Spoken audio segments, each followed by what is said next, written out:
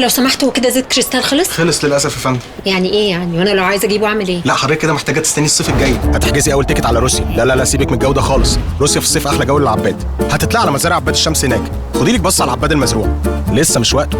انا حاسك مستعجله. حضرتك مستعجله على ايه؟ لا لسه مش وقته، لسه شويه لسه. لا انت قاعده معانا حبه لسه، استني بس.